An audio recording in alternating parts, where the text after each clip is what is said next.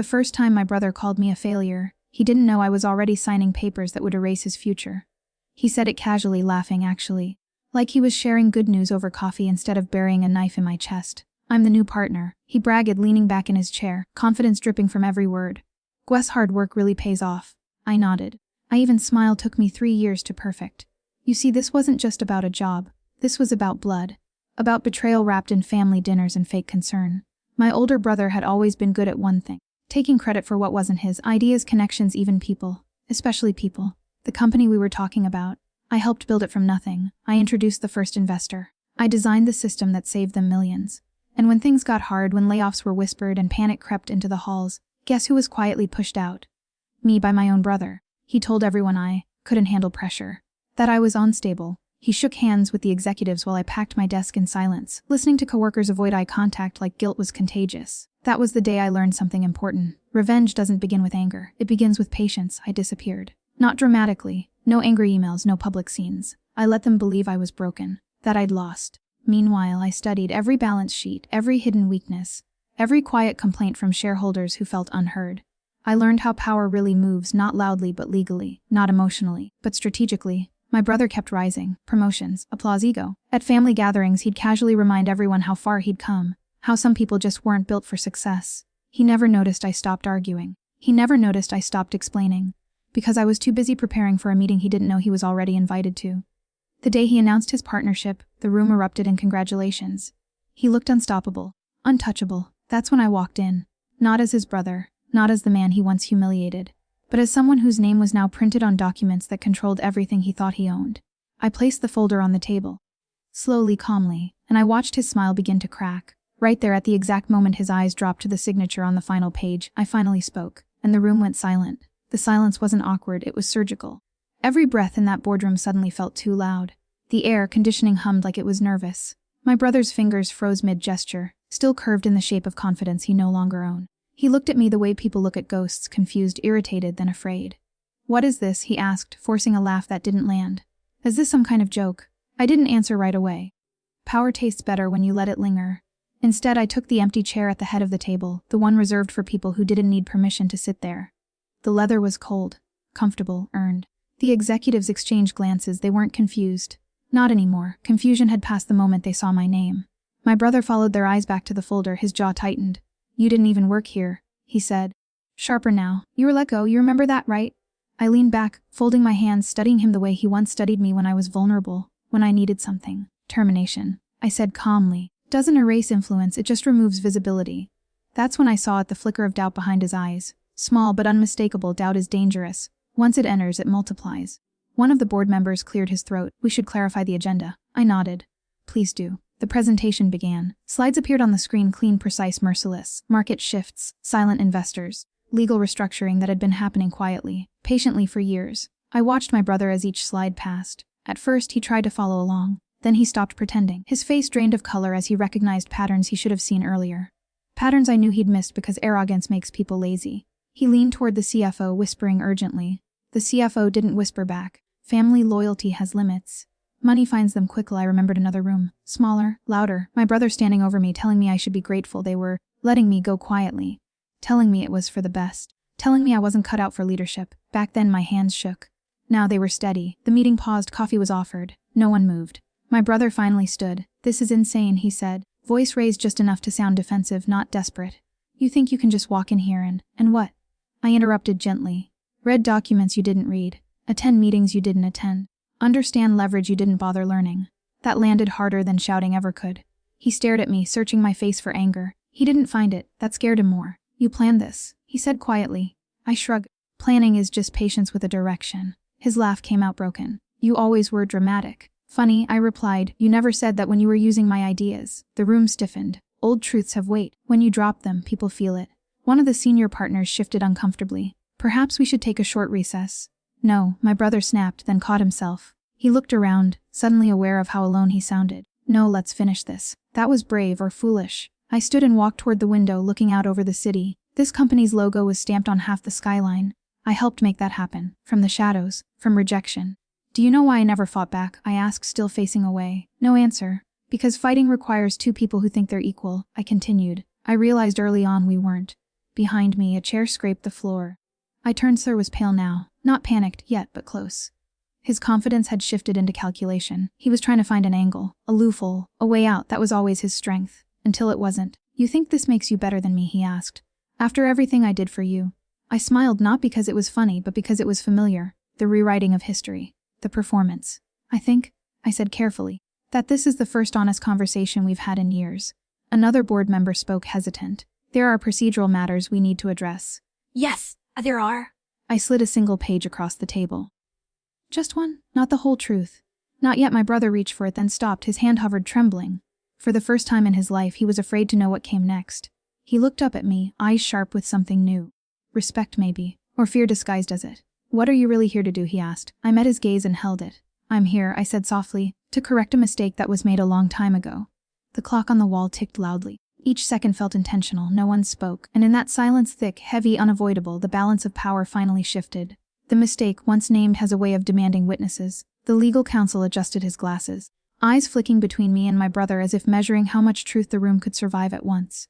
The projector hummed quietly, frozen on a slide that showed nothing incriminating at first glance, just dates, percentages, footnotes, the kind of details people skim past when they think they're safe.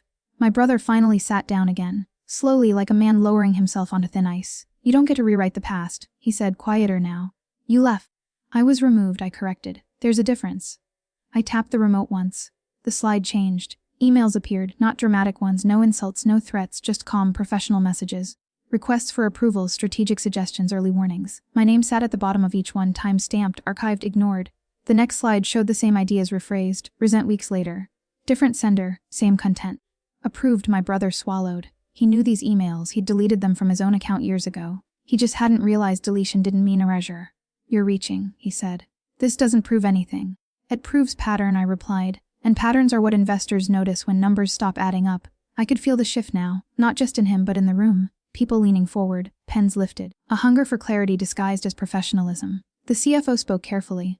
If what you're implying is accurate, it raises questions about authorship, and compensation, and disclosure, I added. My brother shot him a look. You're really gonna entertain this? The CFO didn't look back. My job is to entertain risk. That word hung there, risk.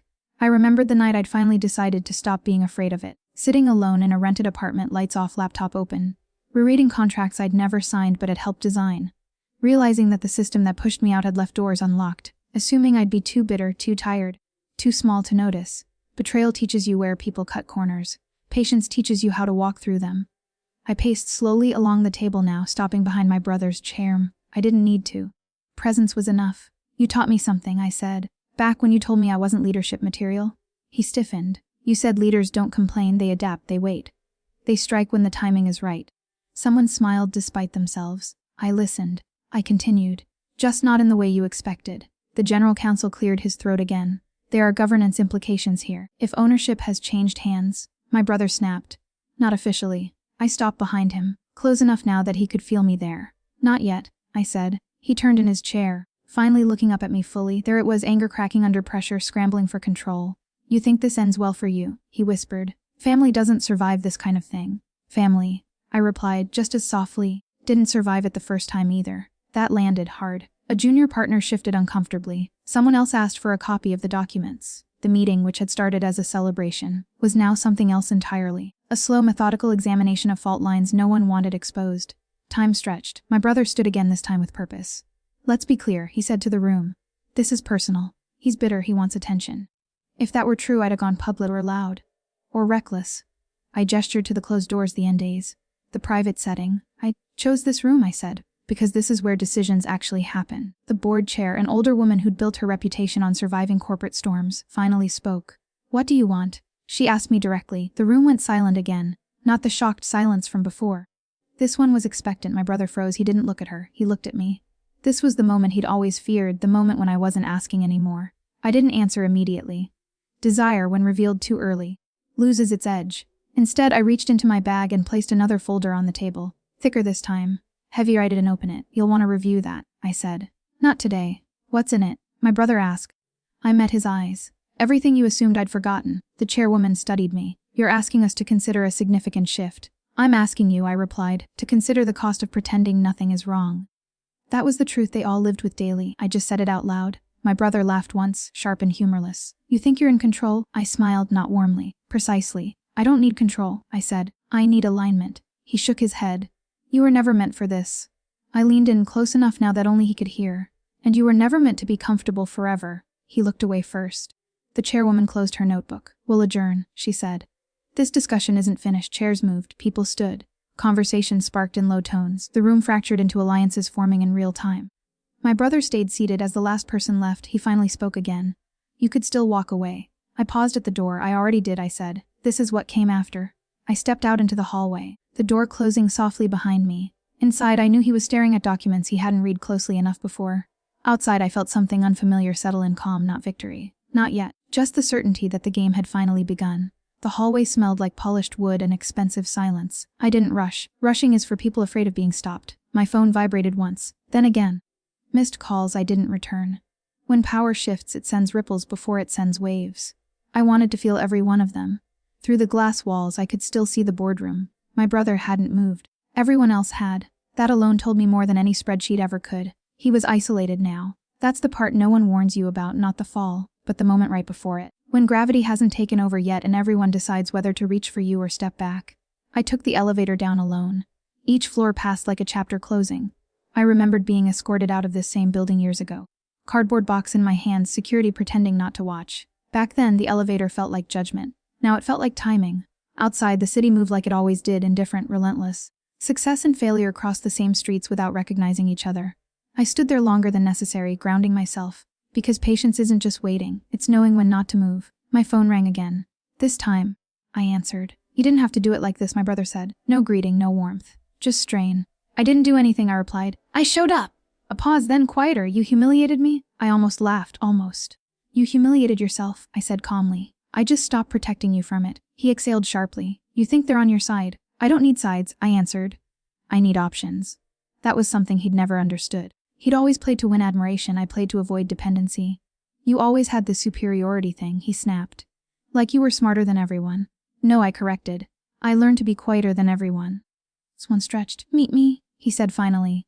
We should talk. Like brothers. There it was, the reach. I am talking, I said. Just not privately. He hung up. I slipped the phone back into my pocket and walked. No destination, just movement. The kind that clears your head and sharpens your resolve. By the time I got home, the messages had multiplied. Legal teams, former colleagues, people who hadn't returned my calls years ago suddenly remembered my name. I ignored them all. Instead, I opened my laptop and pulled up a single document, the one I'd written years earlier, late at night, when anger was still loud and unfocused. I'd rewritten it dozens of times since, each version cleaner, colder, more precise. Revenge isn't rage preserved, it's rage refined. I made a small edit, just one line, then saved it. The next morning, the headlines weren't dramatic. That was intentional, no accusations. Just phrases like strategic review and internal restructuring. The kind of language that sounds harmless until you realize it never appears unless something is already wrong. The board requested another meeting. This time my brother arrived early. He looked different. Not broken, adjusted. His suit was perfect, but his confidence had learned to sit still. He nodded at me when I entered.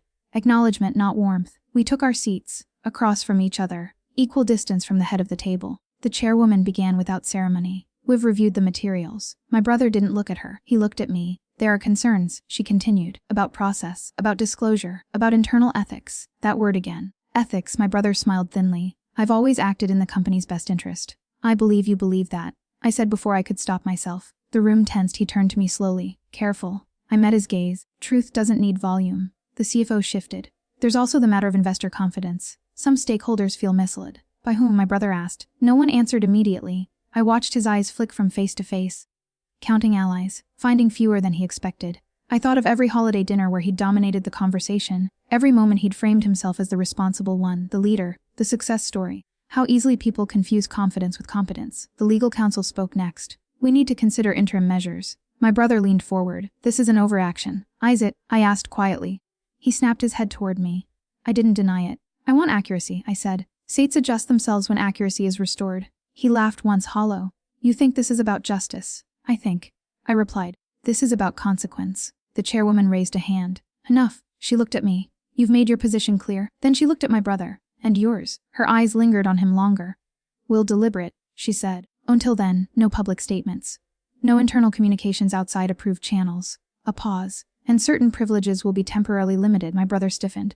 You can't be serious. Her expression didn't change. We are. He stood abruptly. This is a mistake. No one followed him when he left. The door closed soft, final sounding. I stayed seated. The chairwoman studied me. You understand, she said, that whatever happens next will define more than just this company. I do, I answered. She nodded.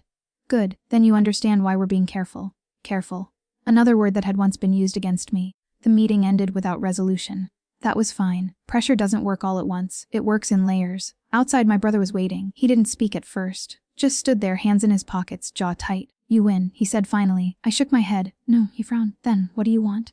I looked at him, the man who'd once been my hero, then my obstacle, now something harder to define. I want, I said slowly, you to realize that this didn't happen overnight. He scoffed. You think I don't know that? I replied, you're just starting to. His phone buzzed, he checked it. His face tightened. I didn't ask why. Some revelations are better felt alone. He looked up at me, eyes darker now. You're enjoying this? I considered the question. No. I said honestly, I'm finishing something. He stared at me for a long moment, then turned away. As he walked off, I felt it again, that calm. Not triumph, not satisfaction, just inevitability. Because when patience meets opportunity, the ending doesn't announce itself, it waits.